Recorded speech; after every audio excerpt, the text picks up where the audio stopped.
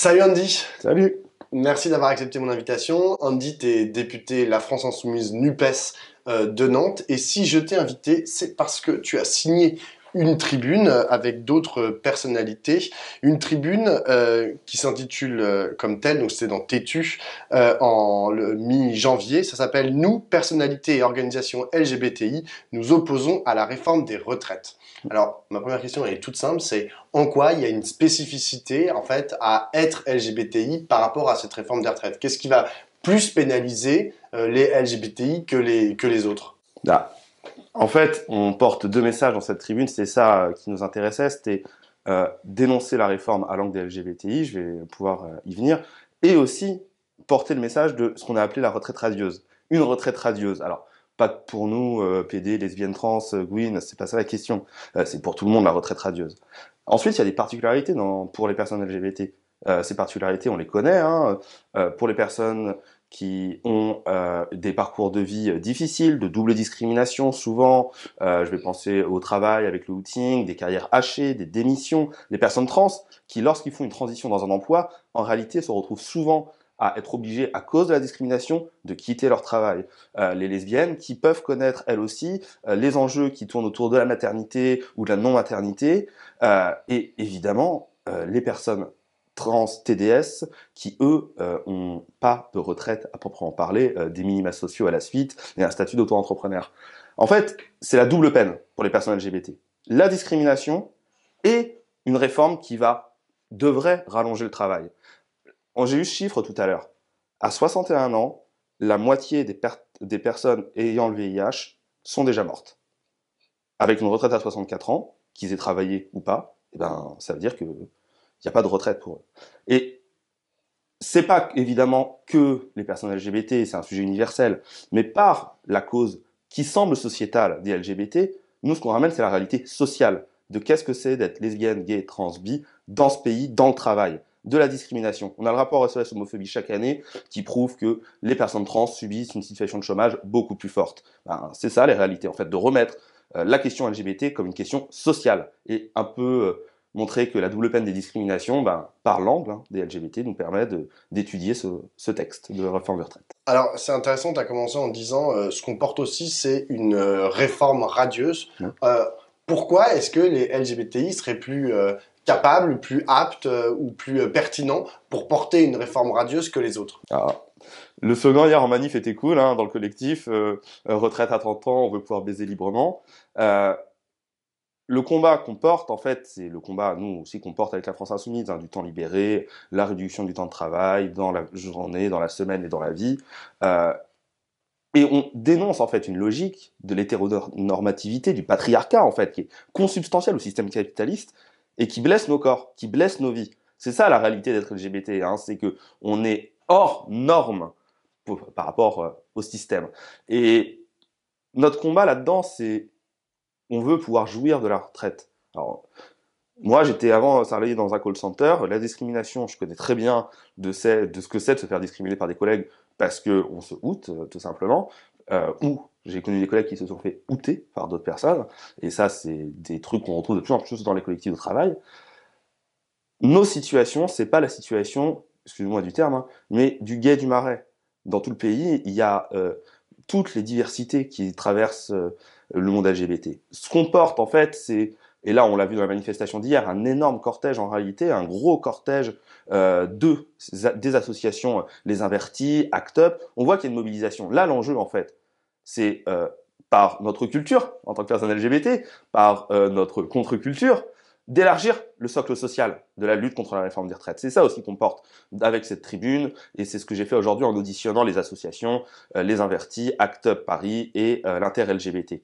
Et on a analysé en fait cette réforme, et bien sûr on le savait qu'elle était consubstantiellement, elle était liée au modèle capitaliste, donc c'était sur ça il n'y avait pas de problème, sur le modèle patriarcal. Mais là, ça nous donne des armes en plus pour prouver l'injustice de cette réforme.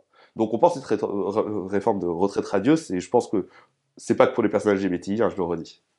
Alors justement, tu m'as parlé de l'audition enfin, que tu avais organisée tout à l'heure avec des associations LGBTI. Il y a cette question en fait qui est d'ailleurs lié à la question des retraites, qui est la question du grand âge, de en fait c'est quoi un homme, une femme ou une personne non binaire en fait qui a 70, 80, Mhm. 90 ans. Et dans l'intitulé de ton audition, vous parliez de la solitude toute particulière et des problématiques toutes Mhm. particulières liées aux personnes LGBTI qui atteignent ces grands âges, même si, comme tu l'as rappelé tout à l'heure, pour les personnes séropositives, par exemple, la moyenne d'âge et la moyenne de durée de vie est réduite.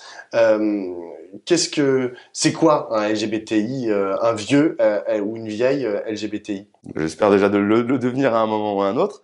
Euh, une personne LGBTI qui part à la retraite, qui va vivre le troisième âge, hein, comme on dit, elle a connu dans sa vie, si on prend au moment maintenant, en 2023, un moment où être homosexuel, c'était quelque chose de pénalisé.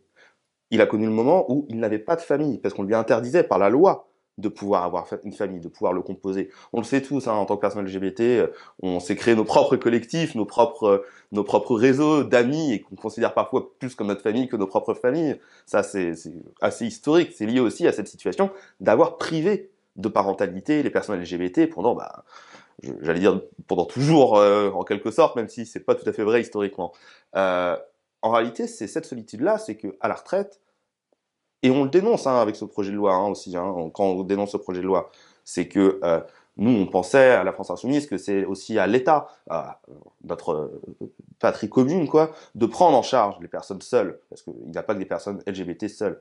Mais les personnes LGBT sont beaucoup plus Vulnérable. victimes, vulnérables, parce que tout simplement, il n'y a pas le lien de solidarité familiale qui peut exister.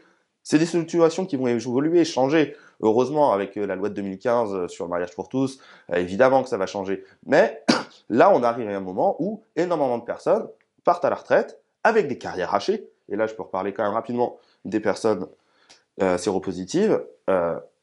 Parfois, ils ont connu une situation de discrimination qui a fait que, en fait, on leur a brisé la vie au travail et qui ont été au chômage, des carrières donc sur lesquelles ils vont avoir des retraites, même le 1200 euros brut tel qu'annoncé, ils ne le toucheront pas. C'est un mensonge, car il faudrait avoir fait une carrière complète. Ils l'ont pas fait. Donc on va avoir des personnes en grande précarité, avec des nécessités de soins, et des soins qui sont plus lourds avec la vieillesse. Hein. La trithérapie, c'est plus lourd avec la vieillesse, et les recherches le prouvent, et on a des problèmes d'ailleurs dans des maisons de santé, dans des EHPAD, de personnes qui se font un peu maltraiter parce que les EHPAD ne sont pas habitués. Et en plus, la maltraitance généralisée de nos vieux dans ce pays est quand même un sport national, malheureusement.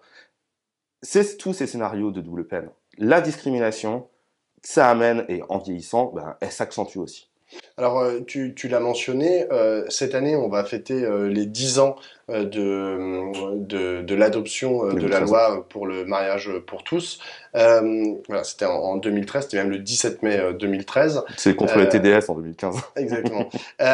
Du coup, quel bilan en fait tu tires de cette loi aujourd'hui? Est-ce que tu penses que c'était une des dernières grandes avancées en fait du combat homosexuel? Est-ce que c'est d'ailleurs peut-être la fin de la normalisation, que maintenant il y a une normalisation totale de ce qu'est être homosexuel en France ou je sais pas, ou est-ce que au contraire t'en tires un bilan mitigé, c'est-à-dire bon certes maintenant les homosexuels ont le droit de se marier, mais bon, quand on regarde la réalité, par exemple, de la possibilité de l'adoption, Bien ça sûr. reste toujours très compliqué pour les couples d'hommes ou les couples de femmes d'adopter un enfant. Ah, un petit truc quand même. Hein. Il aura fallu 6 mois de débat à l'Assemblée nationale et au Sénat pour avoir le mariage pour tous. Et là, en 50 jours, on va avoir la réforme des retraites la plus violente qu'on a jamais eue. On voit quand même hein, que il y a des sujets où on peut prendre le temps. Je ne nie pas, hein, c'était très important, le mariage pour tous, ça c'est évident. Mais je sais pas, moi, la retraite de tous les Français, ça aurait peut-être pu mériter le même temps de débat. Mais bon, ça, c'était la petite incise et on était à une autre époque avec un autre gouvernement, évidemment. Quoi qu'il possédait, il y avait déjà certains qui étaient là, qui sont là, qui étaient déjà là. Clairement, pour moi, le combat n'est pas fini. Oui, l'homme gay cis blanc a peut-être atteint au niveau de la loi l'égalité. Je dis peut-être parce que en réalité, tant que on n'a pas remis les critères de pénibilité, les CHSCT dans les entreprises, je sais que ça peut paraître bizarre, mais je le relis toujours au travail, ancien syndicaliste des formations, mais tant qu'on n'a pas les moyens dans le monde du travail, dans la société, de faire le bilan des discriminations, de pouvoir agir sur les discriminations, ben, l'égalité sera toujours pas parfaite. Les moyens de financement, on le dit toujours, sur enfin, c'est pas parce qu'on fait des campagnes de pub dans les lycées disant l'homophobie c'est pas bien que l'homophobie disparaît. Ça se saurait. Il faut faire d'autres choses, il faut donner encore plus de moyens aux associations, plus d'intervenants, pouvoir aider. On a eu la mort de Lucas quand même. Un petit gay blanc, la mort de Lucas, c'est quand même pas rien. Donc non, le combat il est pas fini. Il se finira pas. Les personnes trans subissent une discrimination d'État. On empêche des gens de pouvoir avoir la libre disposition de leur corps. C'est quand même constitutionnel normalement. Hein. Donc non, le combat est pas fini et moi je l'arrête pas. Il y a des questions mémorielles aussi. De pouvoir se reconnaître. On a parlé tout à l'heure des archives LGBT un peu plus tôt lors de la réunion. Mais en fait, nous collectivement, personnes LGBT, on a besoin de ces lieux de mémoire, de pouvoir reconnecter. La reconnaissance du fait que l'État a été homophobe des années 40 aux années 82, c'est une nécessité avec la notion de réparation. C'est pas parce qu'on a l'égalité qu'il faut oublier le passé. Ça fonctionne pour les questions coloniales. Clairement, ça fonctionne aussi pour les crimes homophobes de l'État. Donc non, moi, le combat, maintenant, ça va être surtout, je pense, face au taux de suicide des personnes trans. C'est là où on a énormément nous, parlementaires, sur ce mandature-là, quand on voit ce qu'a fait l'Écosse et l'Espagne, on a une obligation vis-à-vis d'eux et les personnes intersexes. Les mutilations génitales continuent dans le pays. Voilà. Donc non, le combat n'est pas fini. La situation est mieux qu'avant. Je me souviens ce que c'est d'être un petit gay en 98. Je sais que c'était je vois que c'est pas la même chose en 2023. Et heureusement. Mais je sais que les situations de discrimination qui amènent au suicide, à la surreprésentation du suicide, elle n'a pas disparu. Donc, faut remettre les moyens déjà syndicales avec les CHSCT, ce que je disais, qui permettaient dans l'entreprise les moyens de formation avec les associations et que on a quand même aligné une ministre ouvertement homophobe en début de quand ce gouvernement a été nommé, Madame Cayeux. Ça a été un de mes premiers trucs en disant ni Darmanin, ni Cayeux, ni Béchu.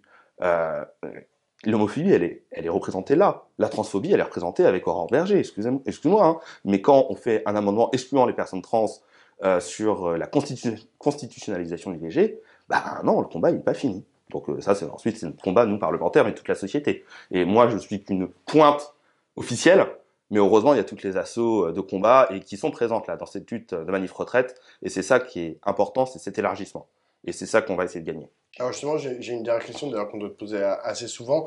Qu'est-ce que ça fait en fait d'être un député homosexuel à l'Assemblée nationale? Je veux dire, pas uniquement en fait de tous les combats que tu portes et dont tu viens de parler, mais peut-être aussi sur le reste. Est-ce que tu penses que ça te donne un regard différent sur l'ensemble des autres sujets que tu abordes? Je sais pas, sur la question, je sais que tu es très impliqué à la commission des lois sur la question des migrations par exemple et du traitement des étrangers en France. Est-ce que ça te donne un regard particulier? Je sais pas si ça me donne un regard particulier. Je suis pas le seul, hein, député LGBT, voilà. Et malheureusement, je vais être franc, hein, la plupart des députés gays se trouvent au Rassemblement national. Mais je vois qu'on fait pas la même chose. On n'aborde jamais la question LGBT. Moi, je l'aborde régulièrement par tous les angles, hein, que ce soit le social, que ce soit la vie concrète. On a parlé quand même de vieillir, on a parlé du travail. Ce qui change, c'est moi mon parcours de vie, en fait, et le regard que j'ai sur l'autre est différent. J'ai connu ce que c'est la grosse discrimination au moment de mon coming out quand j'avais 16 ans. Je le sais, déjà c'était jeune à l'époque, 16 ans. Hein. Je sais pas si ça change intrinsèquement quelque chose à comment je vois. Évidemment que je suis plus sensible, très sensible, aux questions des personnes LGBT dans le droit d'asile, par exemple. Et que moi, par exemple, je suis pour l'accueil inconditionnel des personnes disant qui fuient leur pays parce qu'ils sont homosexuels. Et les Guinéens, par exemple, on a eu le cas quand j'ai visité le CRA de Vincennes, quelqu'un qui était séropositif, qui allait être envoyé dans un pays qui allait potentiellement le tuer en arrivant. Et on a réussi à faire en sorte que ça n'arrive pas, et ça, c'était un combat. Donc non, bien sûr, mais ensuite, mon combat, il est général, il est évident. Enfin, par la cause LGBT, j'essaye de tirer l'universel.